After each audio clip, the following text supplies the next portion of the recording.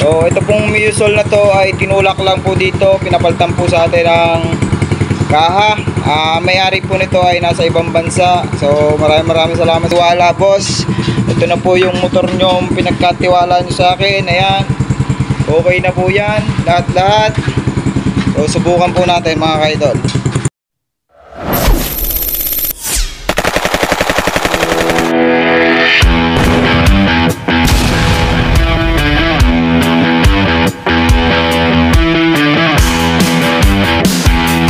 So yo, what's up mga ka-idol? Ito yung i-update ko lang po itong ginagawa kong Miyosol. Ayan, ginagawa natin yan. Nirepress po natin ang makina nito. Pinaltan na po natin ng black.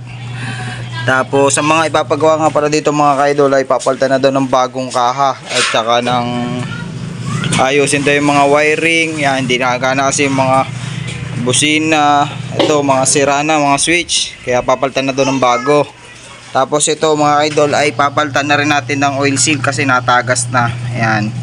So ito pinadala lang po sa atin dito na may-ari kasi nasa ibang bansa yung may-ari nito. Ayan, papalitan na rin daw sa atin ito ng shock. Tapos papalitan na rin ng tambutso. Ayan, papalitan ng dibdib at saka bangka araro. Tapos ito naman yung mga pamalit natin.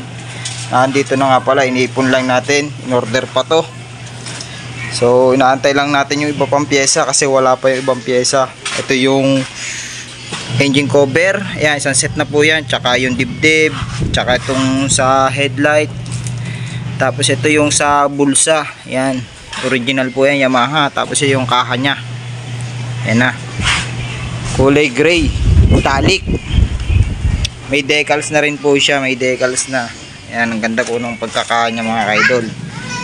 Original po ng Yamaha.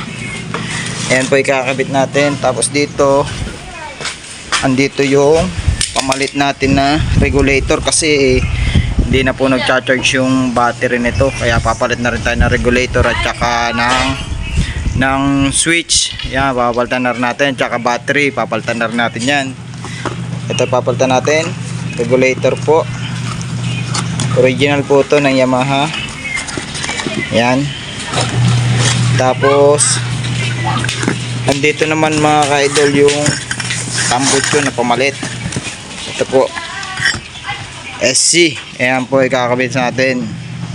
May ano po yan, may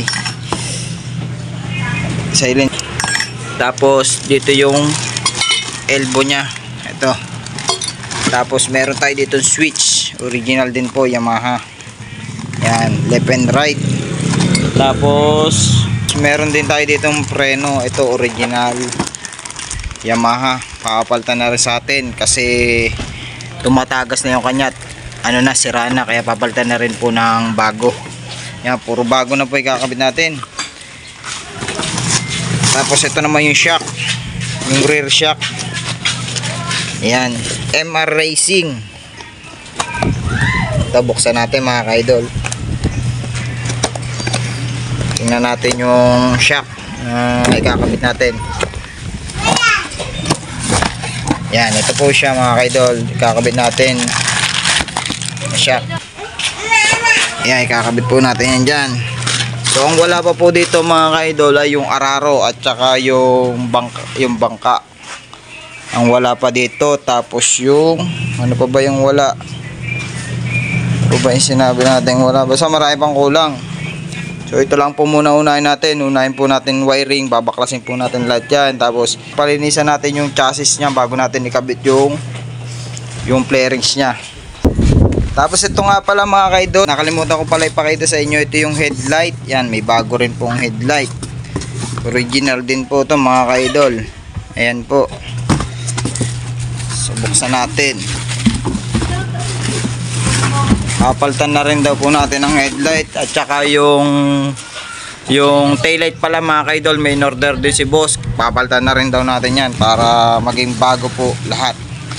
Ito po, buksan lang po natin. Tanggalin mga yung plastic. Yan, original po ito mga kaidol. Ayan o, kung makikita nyo naman. Yan, papalitan na natin para mukhang bagong bago itong Mio na to. So yun lang mga kaidol, update ko kayo sa susunod na video natin pag A few moments later, 2,000 years later, one eternity later. So ito na nga po pala mga ka-idol, natapos na po natin yung Miusol. Ayan, Miusol 115.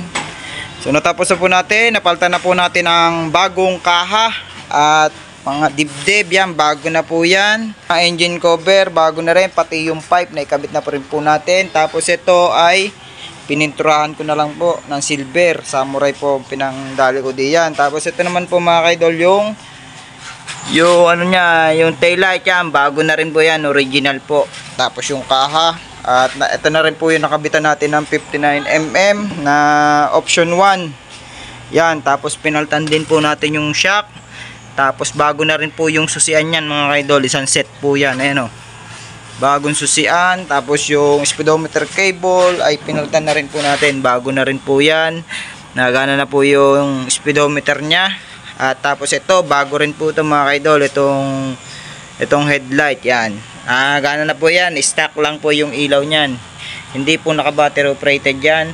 Tapos pinalitan din po natin ng bagong oil seal, yan, wala na po siyang tagas. At tinikpitan po natin manibela at nilagyan natin ng grasa yung mga bearing. Tapos yan, nagana na rin yung busina nito, winiring na natin, ayos na mga wiring. At tapos pinalitan na rin natin ng switch, yan, set na switch, at saka yung hand grip, at saka yung lever, isang set po yan, set na po yan mga ka-idol. So nagana na po lahat yan, bagong palit ang battery at saka regulator. So pinalitan na rin po natin ang regulator, tapos yung mga tornilyo dini. Yan, so paandar natin mga ka-idol. Paandarin natin. So yan po, naandar na po siya mga ka-idol. So wala na po siya masyadong naingay. So ito pong Miusol na to ay tinulak lang po dito, pinapalitan po sa atin ang kaha. May-ari po nito ay nasa ibang bansa. So maraming salamat sa tiwala, boss. Ito na po yung motor nyo, pinagkatiwala nyo sa akin. Ayan, okay na po yan, lahat. So subukan po natin mga ka-idol. So shoutout po sa may-ari nito, maraming salamat po sa tiwala. Ito, testingin po natin.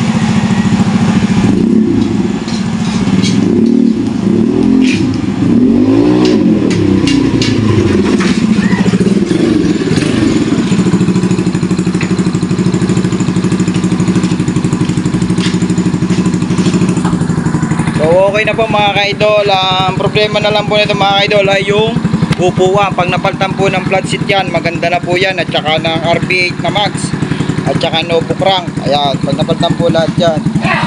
So good sa po, pati busina nagana, at saka yung flasher nya. Ayan o, nagana po yan, left and right. Ayan, nagana po yan mga ka-idol. Tapos yung headlight nya, maganahin natin. Ayan, nagana rin po yung headlight. Tapos sa high and low, yan, nagana yung high and low nya.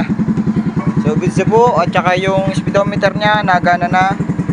So hanggang dito na lang po mga ka-idol. So maraming po salamat sa mga suporta nyo. Sana patuloy nyo suportahan sa mga video ina-upload. So yun lang, maraming salamat. Tsaka doon sa may-ari nito, maraming salamat. Tsaka doon sa kapatid nya. So yun lang, maraming salamat mga idol. God bless.